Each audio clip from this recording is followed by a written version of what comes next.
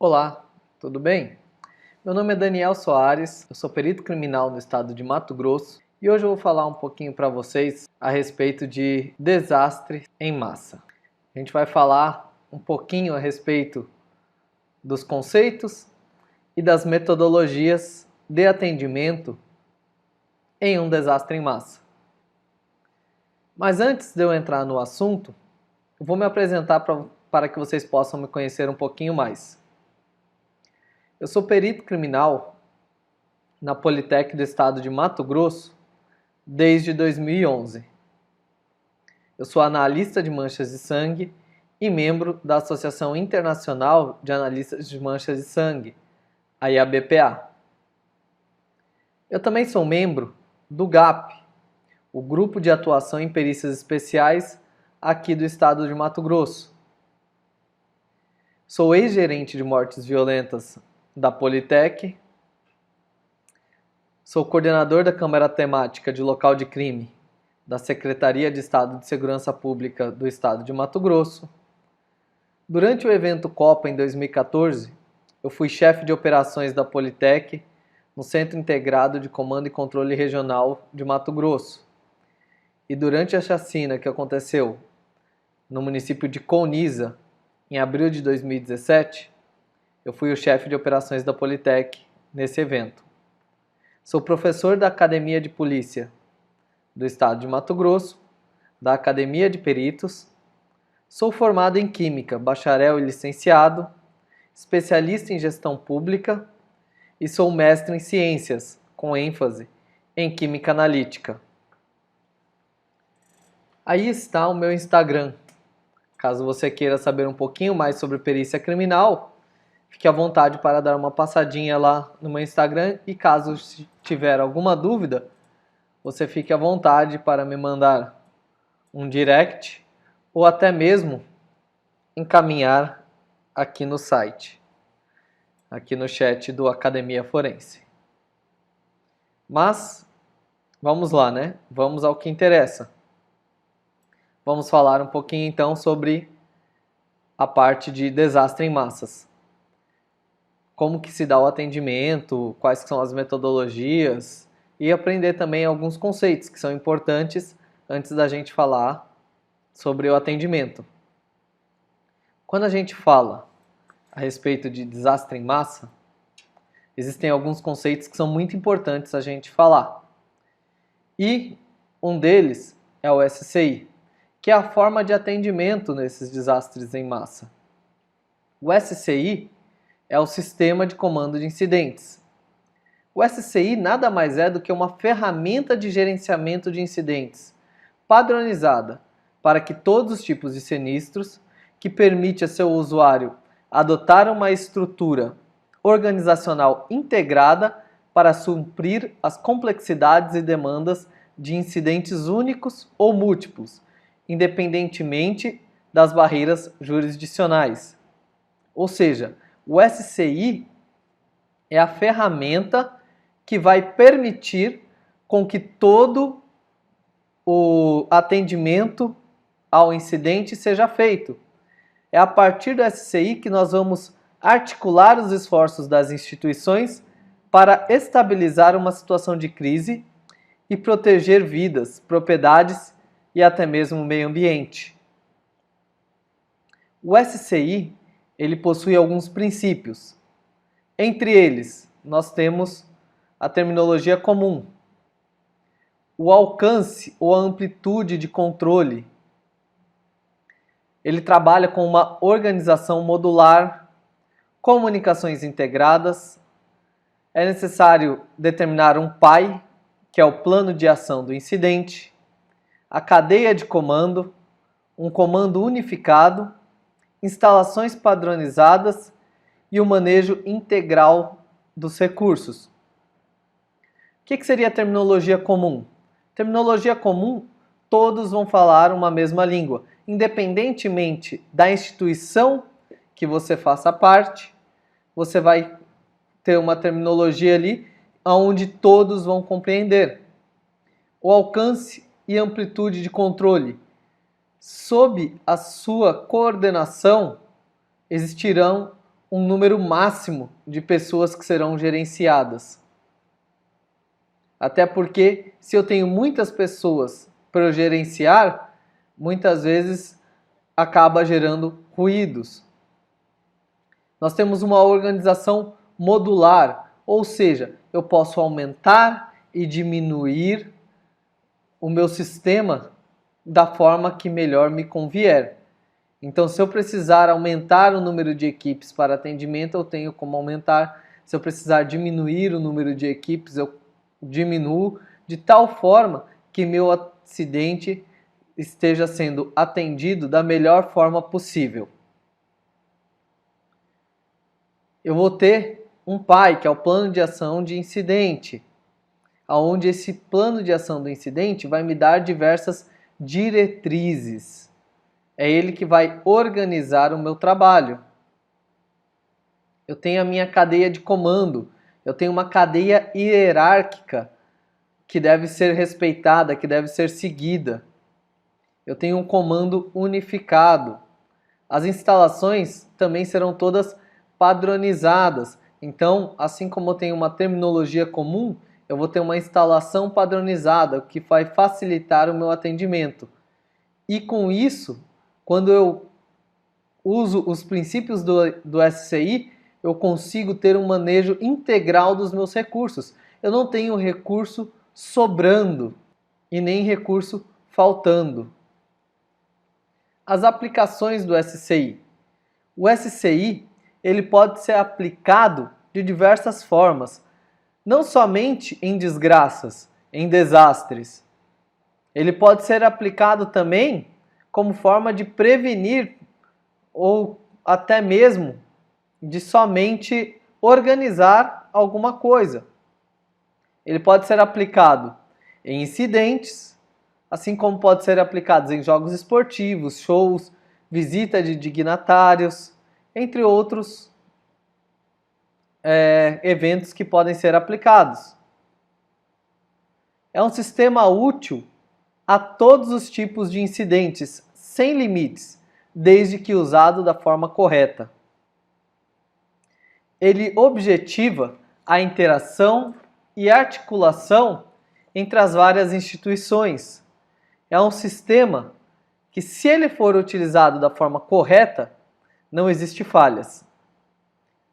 Ele é largamente utilizado em incêndios florestais fora do Brasil e até mesmo no Brasil pelo Corpo de Bombeiros.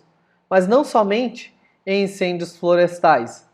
Ele também é utilizado, por exemplo, na queda de barragens, quando tem desabamento. Por exemplo, o 11 de setembro. Ele foi empregado no 11 de setembro. Nos incêndios que acontecem na Califórnia, quando você tem incêndios na floresta amazônica, ele é utilizado. Quando você tem lá no Rio de Janeiro, por exemplo, quando tem desabamento de terra, também é utilizado. Mas o que é o desastre em massa em si? O desastre em massa são eventos repentinos e de curta duração, com uma grande quantidade de vítimas e que supera a capacidade de atendimento do local, sendo necessário mobilizar recursos externos para o atendimento.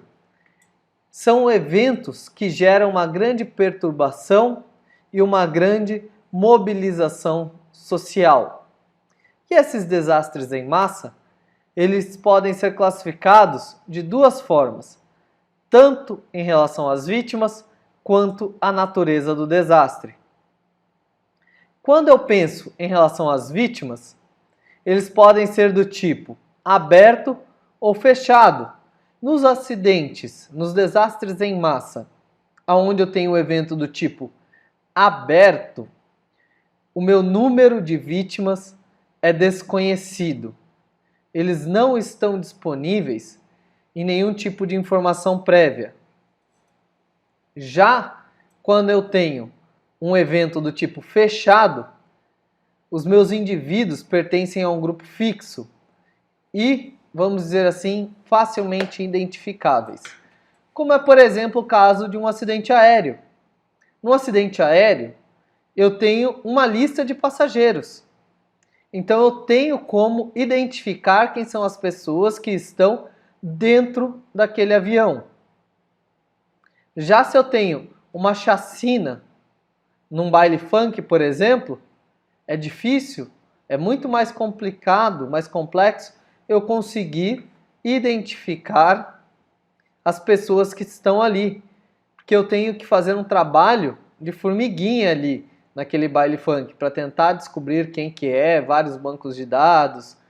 Já no meu evento fechado, essa identificação se torna mais rápida, porque eu tenho uma lista de passageiros e os assentos. Então eu sei aonde começar a busca dessas minhas vítimas. E eu posso também classificar de acordo com a natureza do desastre. Ele pode ser do tipo natural, enchentes, furacões, tsunamis e assim vai. Antropogênicos, como são os casos de chacinas, que antropogênico é onde eu tenho a ação do homem agindo ali naquele desastre. E mistos, aonde eu tenho desastres que aconteceu devido à força natural. Entretanto, a omissão humana intensificou aquele desastre, como é, por exemplo, o caso das quedas de barragem, de Mariana, de Brumadinho, as quedas, no caso também, por exemplo, de desmoronamento de terra, aonde tem ocupação ilegal, né? Como, por exemplo, acontece no Rio de Janeiro, na região ali de Angra. Quais que são os procedimentos que eu devo adotar em um atendimento de desastre em massa? Para poder identificar. DVI vem da sigla em inglês, Disaster Victim Identification. Então, que é a identificação de vítimas em desastre em massa. A primeira coisa que nós vamos fazer, a perícia vai ser acionada. No momento em que a perícia foi acionada, alguém vai se deslocar até o local do desastre para fazer um diagnóstico inicial. Feito esse diagnóstico inicial, é montado então um plano de ação, tanto para a perícia de local, quanto para a busca e recuperação dos corpos e posteriormente a identificação desses corpos. Durante o meu diagnóstico inicial, a primeira coisa que o meu representante da perícia vai fazer é se integrar ao comando do incidente.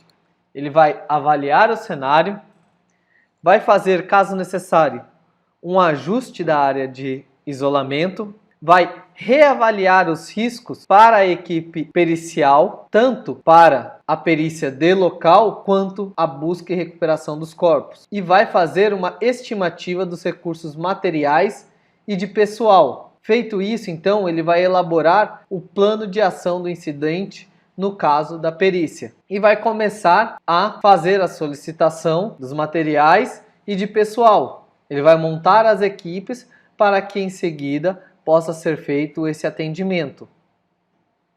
Então, como que eu vou montar esse PAI? O plano de ação do incidente no caso da perícia. Primeira coisa, eu vou definir a composição dos times de trabalho. Como que vai funcionar o time de trabalho de local, da perícia de local? Quais são as atribuições deles? Quais são os tipos de peritos que eu necessito ali? Assim como o time que vai trabalhar na busca e recuperação dos corpos. E, posteriormente, também o time que vai trabalhar na identificação desses corpos, né? Que não adianta nada eu ir para o local, fazer a perícia, se eu não fizer também a identificação desses corpos. Então eu preciso ter um time articulado ali para poder fazer a identificação desses corpos, a liberação desses corpos para a família, enfim, fazer todo o trabalho pericial necessário ali dentro daquele local. Então eu vou, depois que eu definir a composição dos meus times, eu vou distribuir as funções de cada um dentro do meu time de trabalho. Eu vou estimar o tempo de trabalho para cada time. Vou definir os EPIs necessários, todos os materiais e equipamentos. Vou fazer uma articulação junto ao comando do incidente para que a minha equipe, todos os meus times possam trabalhar. Vou articular junto com o IML, junto com a identificação e a criminalística, para que o meu time de trabalho seja o mais completo possível e que eu possa fazer tudo da forma mais rápido, mais célere e de melhor qualidade possível. Quais que são os objetivos da minha perícia de local? Quando eu vou fazer uma perícia em um local de desastre em massa, uma coisa que eu tenho que ter em mente é determinar a causa daquele evento. O que deu causa para aquele desastre? A dinâmica que ocorreu naquele evento e, num caso, por exemplo, de um acidente antropogênico, a possível autoria ou até mesmo, no caso de acidentes mistos, as responsabilidades, determinar de quem foi a responsabilidade daquele desastre, assim como determinar todas as circunstâncias em que aquele desastre se deu. É necessário fazer uma varredura integrada com o meu time de busca e recuperação de corpos. Então, durante a minha perícia de local, eu não vou fazer as coisas de forma separadas. As equipes vão trabalhar de forma integrada. E existem vários métodos que eu posso utilizar. Eu posso dividir em quadrantes para poder fazer a varredura. Eu posso fazer minha varredura em espiral, em linhas cruzadas. Isso quem vai determinar qual é a melhor forma possível para fazer a varredura, tanto da busca de vestígios quanto na busca de corpos, é a equipe que está ali no local, é a equipe que está fazendo o atendimento. Muitas vezes o líder da equipe que vai fazer essa determinação. É claro que conversando com os seus pares. É necessário marcar, descrever, fotografar e plotar no croquis cada um dos vestígios que são encontrados no meu local. E tirar coordenadas GPS de todos os pontos relevantes. E etiquetar todos os vestígios necessários. Então, é fundamental a correta documentação do meu desastre em massa, para garantir a cadeia de custódia, para garantir que a identificação desses corpos seja a mais rápida possível. Durante a busca e recuperação de corpos, os objetivos são remover os corpos, fragmentos e vestígios de corpo. Lembrando que fragmentos de corpos isolados devem ser considerados como corpos independentes.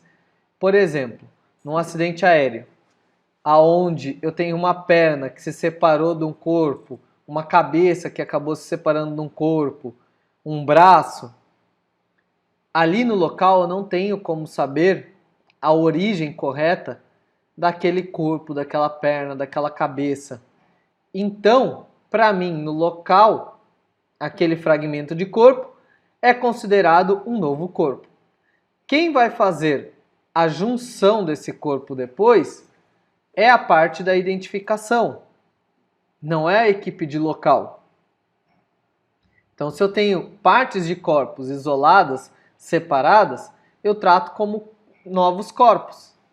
E daí a identificação vai fazer isso daí, vai unir esses fragmentos de corpos através do DNA, ou até mesmo se eu tenho um dedo que se separou ali, Daí, a partir da impressão digital, eu posso acabar unindo esse dedo que se separou ao restante do corpo e assim vai. Né? A gente vai ver quais que são as formas de identificação primárias e secundárias, mas isso mais para frente. A busca e recuperação dos corpos, ela vai fazer uma varredura integrada com o time da perícia de local. Ela vai fazer varredura em quadrantes ou o método mais adequado que for ali. O importante é que tanto a equipe de busca e recuperação de corpos quanto a equipe da perícia de local estejam integradas e atuem da mesma forma. Não adianta eu dividir em quadrantes, né? E uma outra equipe faz busca em linha, enquanto uma faz busca em espiral dentro do mesmo quadrante. Isso vai gerar tumulto, isso vai gerar conflito, né? Vai ter ruído aí e não vai ser possível desenvolver um bom trabalho. Assim como a equipe de local, a busca e recuperação de corpos também deve marcar, descrever, fotografar, plotar num croquis cada corpo, cada fragmento de corpo que foi encontrado, assim como tirar coordenadas GPS de todos os pontos que são relevantes e etiquetar e individualizar todos os corpos. E uma coisa que é fundamental quando a gente pensa na busca e recuperação de corpos é tentar preservar ao máximo todas as luvas cadavéricas e dentes. Por quê? Porque são métodos primários de identificação. Nós temos aí como métodos primários a parte de odonto legal, que é através da arcada dentária. Nós temos a papiloscopia, que é através das impressões digitais. E nós temos também o DNA. Importante que vestígios vinculados levam à mesma identificação que o corpo e devem acompanhar o mesmo dentro do mesmo saco mortuário.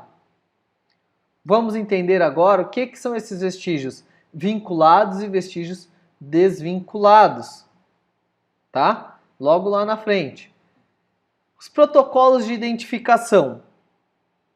Segundo a Interpol, existem alguns formulários que são utilizados nos acidentes de DVI. Que são esses formulários AM e PM?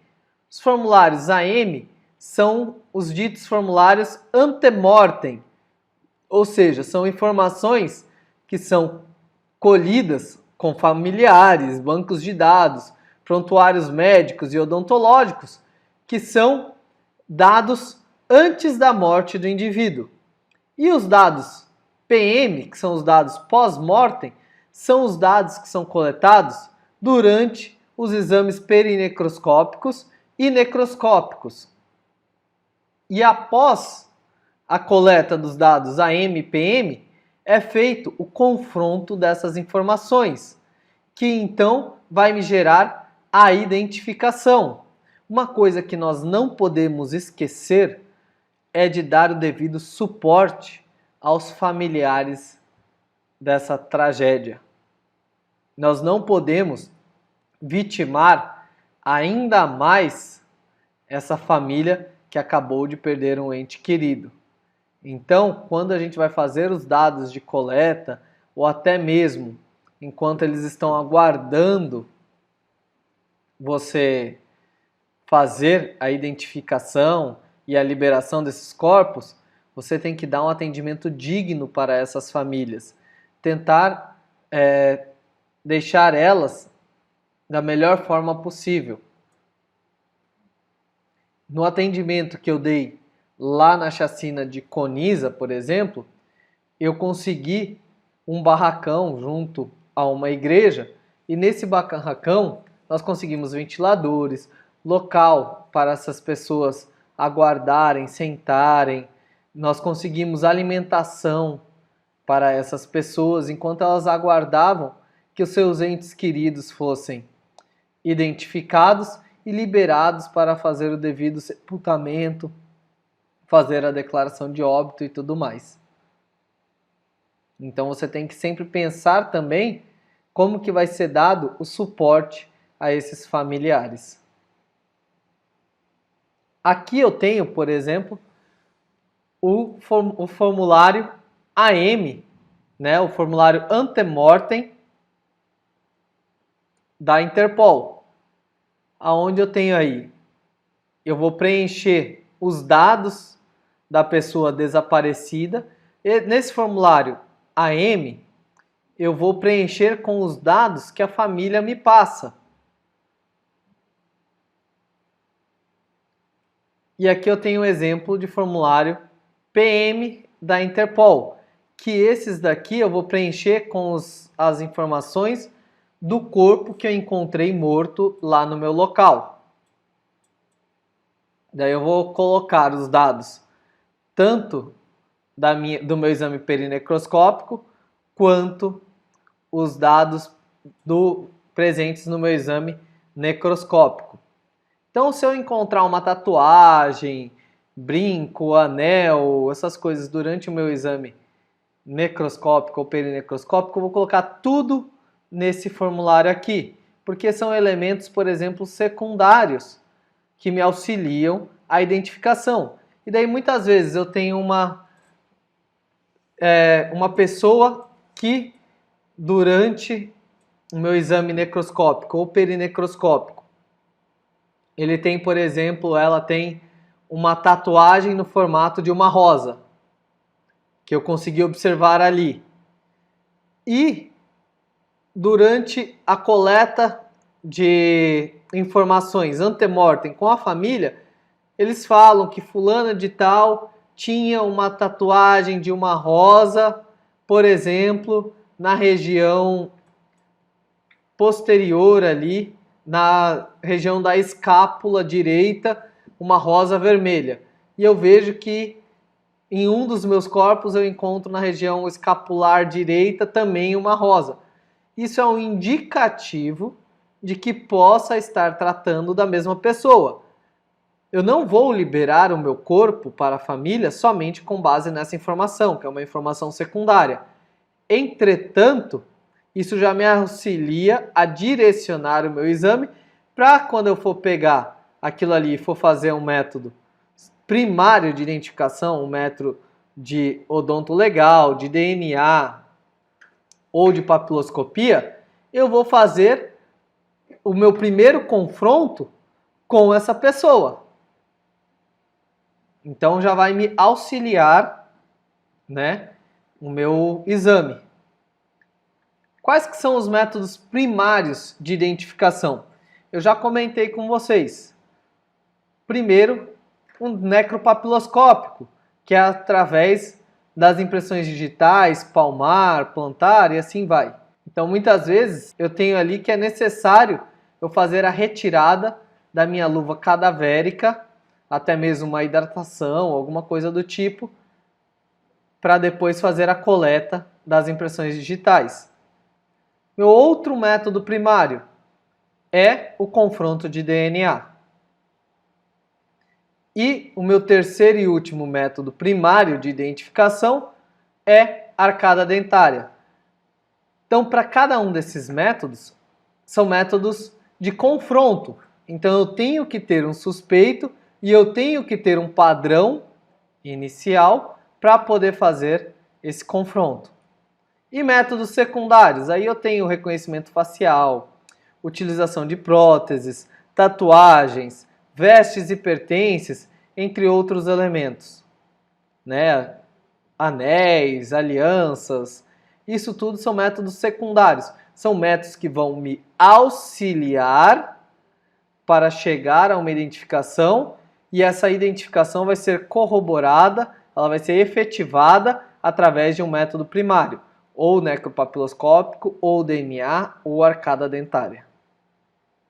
O que é a identificação secundária e quais são os vestígios de local? O que são os meus vestígios vinculados e não vinculados? Vestígios vinculados são todos aqueles que estão junto ao meu corpo. Então eu tenho aí vestígios vinculados. estão junto ao meu corpo. É o óculos, é o fone, é o celular que está no bolso, é o relógio. Já eu tenho uma carteira, uma chave de carro, meu boné. Isso não são vestígios vinculados. Esses são vestígios não vinculados. Eles estão próximos, eles podem ser que sejam do meu cadáver, que eu estou analisando, porém eu não tenho a certeza. Então, para mim, eles são novos vestígios, tá? Então, o meu boné, a minha chave e a minha carteira que está ali, próximo ao meu cadáver, eu não vou vincular ele a esse cadáver. Eles vão em um lacre próprio, separado. Mais tarde, se eu descobrir que se tratava de vestígios relacionados a esse corpo, posteriormente eu vinculo esses vestígios a esse corpo, mas no local eu não tenho como fazer essa determinação, então eu não vou vincular. Eles vão num lacre próprio, com uma numeração própria, tudo independente. Diferente, por exemplo, da aliança, do óculos e tudo mais, que eles vão no mesmo saco mortuário que o meu cadáver, porque eles são vestígios do tipo vinculados. Só para vocês terem uma ideia de alguns desastres em massa que aconteceram no Brasil, desastre em massa aqui no Brasil não é coisa de outro mundo, tá, gente? Já tiveram muitos ao longo dos anos. Então aqui eu vou dar uma breve uma breve pincelada em alguns. Desastres aéreos. Você acha que foi só o acidente do Air France e da Gol? Ou até mesmo aqueles casos da TAM? Não. Desde 1946 nós já temos desastres aéreos no Brasil. Como é o caso, por exemplo, da Panair, que teve 25 mortos. Aconteceu lá em Rio Doce, Minas Gerais. Em 1950, a Panair novamente, 4 anos depois, isso mesmo, 51 mortos, Morro do Chapéu, no Rio Grande do Sul.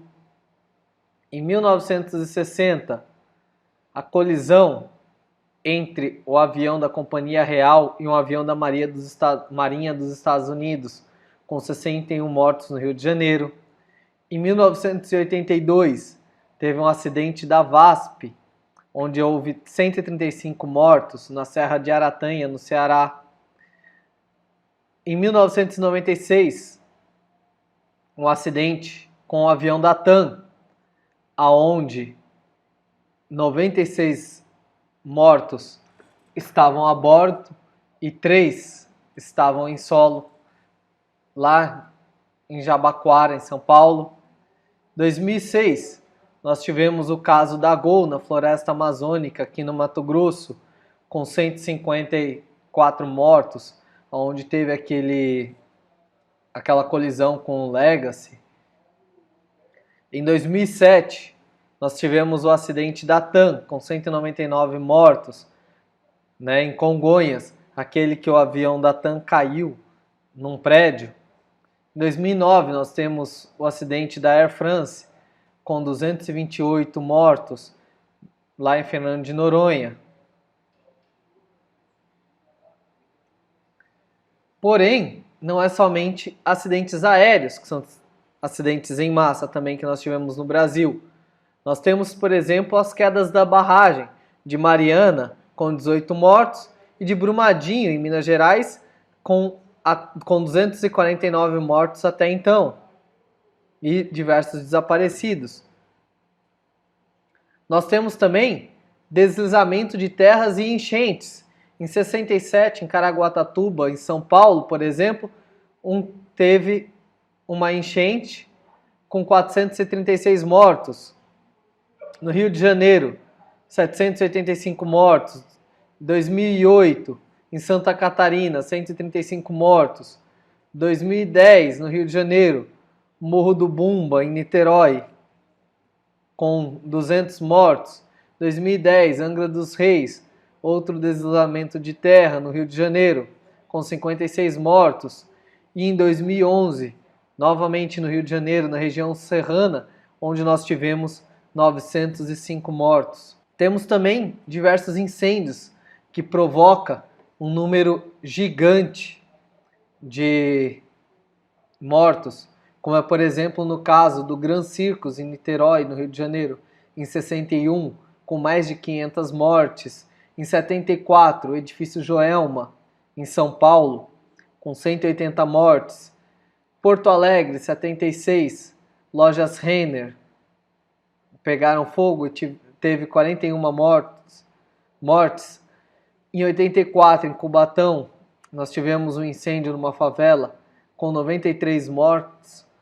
E um dos mais recentes foi o caso da Boate Kiss, em Santa Maria, com 242 mortos, lá no Rio Grande do Sul. E chacina, né? Brasil aí em chacina, nós temos a rodo aqui no nosso país. Desde 92, lá no Carandiru, até mesmo antes, mas assim, aqui eu trouxe aquelas que são mais pronunciadas e algumas mais recentes, né? Que saíram bastante na mídia. Então, em 92, o Carandiru com 111 mortos. 93, na Igreja da Candelária, no Rio de Janeiro, 8 mortos. Poxa, mas 8 mortos? Né? Uma chacina, isso daí já é um desastre em massa? Sim, porque uma das coisas, quando a gente pensa em desastre em massa, ela tem que superar a quantidade de atendimento que aquela região pode fornecer. É o caso, por exemplo, da chacina que eu fui atender em Coniza, com 9 mortos. Lá em Coniza não tinha nem IML. Então, qual que é a capacidade de atendimento da cidade de Coniza? Se eu não tenho IML e eu tenho que ir para o hospital, por exemplo, é 0, 1, 2. No caso ali eu tinha 9. Eu tive que montar toda uma estrutura, um IML de campanha, para poder fazer o atendimento dessas vítimas. Então, ela superou em muito o número de atendimentos que eu poderia dar naquele local para vítimas. Então, por isso é considerado uma chacina, o mesmo que aconteceu na Igreja da Candelária com 8 mortos, né? No presídio em Porto Velho, em 2002, com 27 mortos.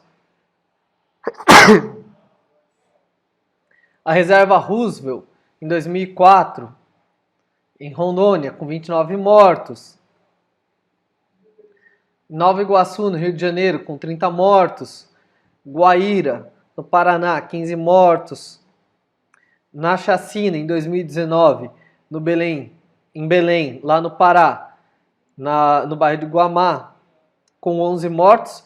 E no presídio de Altamira, também em 2019, com 57 mortos.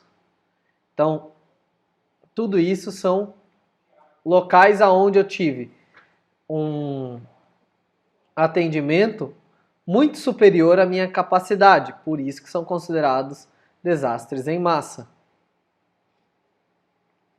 Bom, era isso que eu tinha para falar para vocês. Muito obrigado. Dúvidas vocês podem mandar tanto aqui na Academia Forense, quanto no meu perfil lá do Instagram, @perito Daniel Soares. Era isso que eu tinha para passar para vocês. Espero que vocês tenham gostado.